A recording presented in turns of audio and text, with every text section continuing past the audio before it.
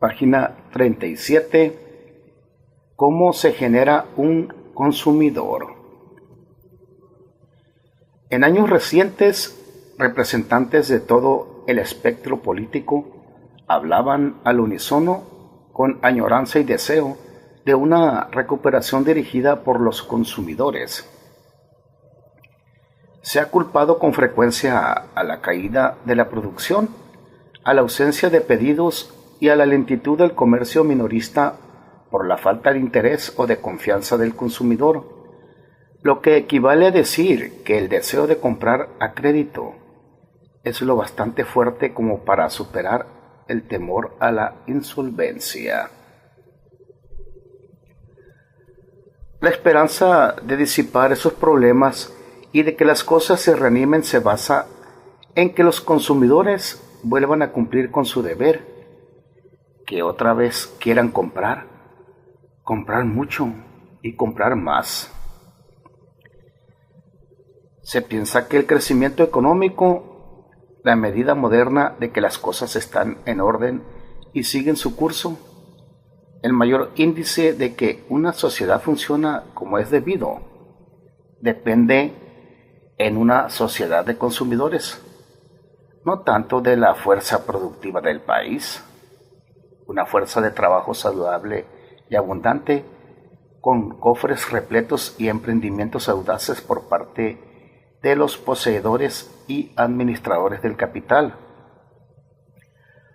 como del fervor y el vigor de sus consumidores. El papel en otros tiempos a cargo del trabajo de vincular las motivaciones individuales, la integración social y la reproducción de todo el sistema productivo corresponde en la actualidad a la iniciativa del consumidor.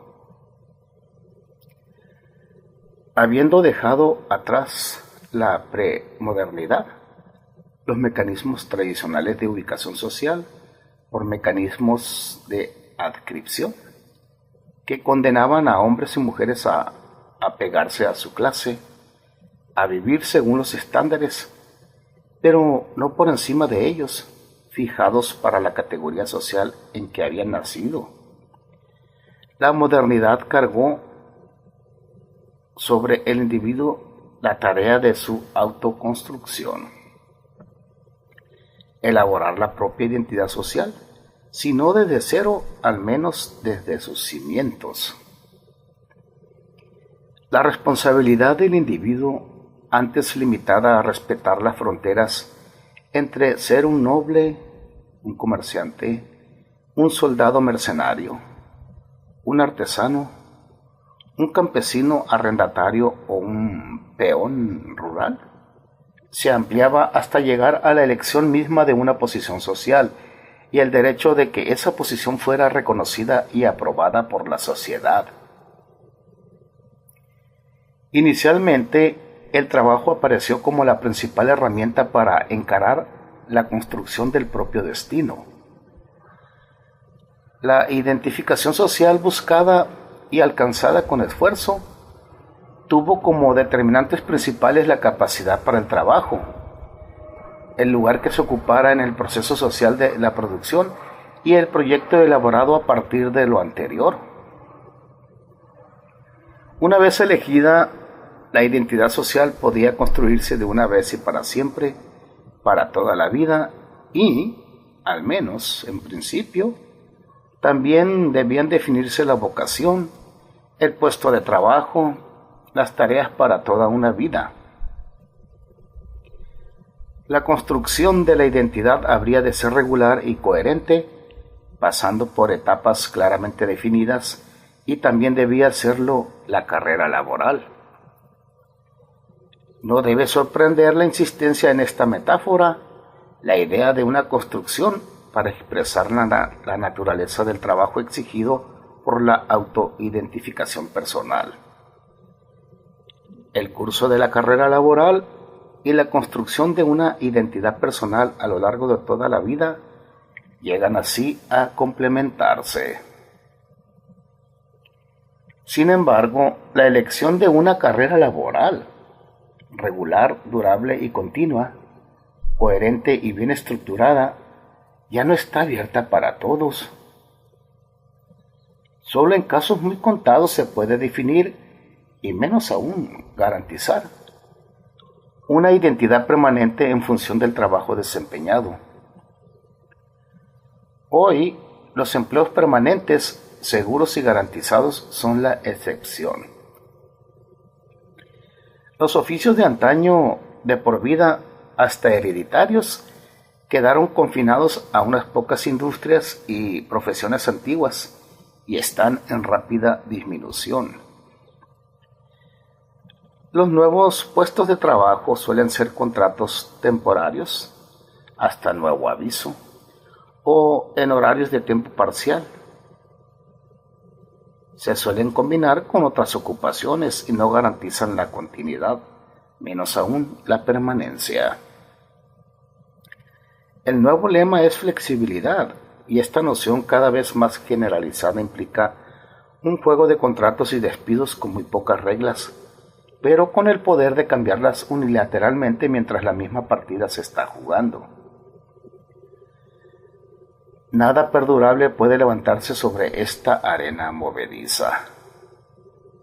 En pocas palabras, la perspectiva de construir sobre la base del trabajo una identidad para toda la vida ya quedó enterrada definitivamente para la inmensa mayoría de la gente, salvo, al menos por ahora, para los profesionales de áreas muy especializadas y privilegiadas. Este cambio trascendente, sin embargo, no fue vivido como un gran terremoto o una amenaza existencial. Es que la preocupación sobre las identidades también se modificó. Las antiguas carreras resultaron totalmente inadecuadas para las tareas e inquietudes que llevaron a nuevas búsquedas de identidad. En un mundo donde, según el conciso y contundente aforismo de George Steiner, todo producto cultural es concebido para producir un impacto máximo y caer en desuso de inmediato. La construcción de la identidad personal a lo largo de toda una vida y por añadidura, planificada a priori, trae como consecuencia problemas muy serios. Como afirma Ricardo Petrella, las actuales tendencias en el mundo dirigen las economías hacia la producción de lo efímero y volátil a través de la masiva reducción de la vida útil de productos y servicios, y hacia lo precario, empleos temporarios, flexibles y part-time. Sea cual fuere la identidad que se busque y desee, esta deberá tener, en concordancia con el mercado laboral de nuestros días, el don de la flexibilidad. Es preciso que esa identidad pueda ser cambiada a corto plazo, sin previo aviso, y esté regida por el principio de mantener abiertas todas las opciones, al menos la mayor cantidad de opciones posibles. El futuro nos depara cada día más sorpresas, por lo tanto, proceder de otro modo equivale a privarse de mucho, a excluirse de beneficios todavía desconocidos que, aunque vagamente vislumbrados, puedan llegar a brindarnos las vueltas del destino y las siempre novedosas e inesperadas ofertas de la vida. Las modas culturales irrumpen explosivamente en la feria de las vanidades. También se vuelven obsoletas y anticuadas en menos tiempo del que les lleva a ganar la atención del público. Conviene que cada nueva identidad sea temporaria. Es preciso asumirla con ligereza y echarla al olvido ni bien se abrace otra nueva, más brillante o simplemente no probada todavía. Sería más adecuado por eso hablar de identidades en plural a lo largo de la vida. Muchas de ellas quedarán abandonadas y olvidadas. Es posible que cada nueva identidad permanezca incompleta y condicionada. La dificultad está en cómo evitar su anquilosamiento. Tal vez el término identidad haya dejado de ser útil, ya que oculta más de lo que revela sobre esta experiencia de vida cada vez más frecuente. Las preocupaciones sobre la posición social se relacionan con el temor a que esa identidad adquirida, demasiado rígida, resulte inmodificable. La aspiración a alcanzar una identidad y el horror que produce la satisfacción de ese deseo, la mezcla de atracción y repulsión que la idea de identidad evoca, se combinan para producir un compuesto de ambivalencia y confusión que, esto sí, resulta extrañamente perdurable. Las inquietudes de este tipo encuentran su respuesta en el volátil, ingenioso y siempre variable mercado de bienes de consumo. Por definición, jamás se espera que estos bienes hayan sido concebidos para consumo momentáneo o perdurable, duren siempre. Ya no hay similitud con carreras para toda la vida o trabajos de por vida. Se supone que los bienes de consumo serán usados para desaparecer muy pronto. Temporario y transitorio son adjetivos inherentes a todo objeto de consumo. Estos bienes parecerían llevar siempre grabado, aunque con una tinta invisible, el lema Memento Mori, recuerda que has de morir. Parece haber una armonía predeterminada, una resonancia especial entre esas cualidades de los bienes de consumo y la ambivalencia típica de esta sociedad posmoderna frente al problema de la identidad. Las identidades, como los bienes de consumo, deben pertenecer a alguien, pero solo para ser consumidas y desaparecer nuevamente. Como los bienes de consumo, las identidades no deben cerrar el camino hacia otras identidades nuevas y mejores, impidiendo la capacidad de absorberlas. Siendo este el requisito, no tiene sentido buscarlas en otra parte que no sea el mercado. Las identidades compuestas, elaboradas sin demasiada precisión a partir de las muestras disponibles, poco duraderas y reemplazables que se venden en el mercado, parecen ser exactamente lo que hace falta para enfrentar los desafíos de la vida contemporánea. Si en esto se gasta la energía liberada por los problemas de identidad, no hacen falta mecanismos sociales especializados para la regulación normativa o el mantenimiento de pautas. Tampoco parecen deseables. Los antiguos métodos panópticos para el control social perturbarían las funciones del consumidor y resultarían desastrosos en una sociedad organizada sobre el deseo y la elección. Pero ¿les iría mejor a otros métodos novedosos de regulación normativa? La idea misma de una regulación no es, al menos en escala mundial, cosa del pasado. A pesar de haber resultado esencial para poner a trabajar a la gente en una comunidad de trabajadores, ¿no perdió ya su razón de ser en nuestra sociedad de consumo?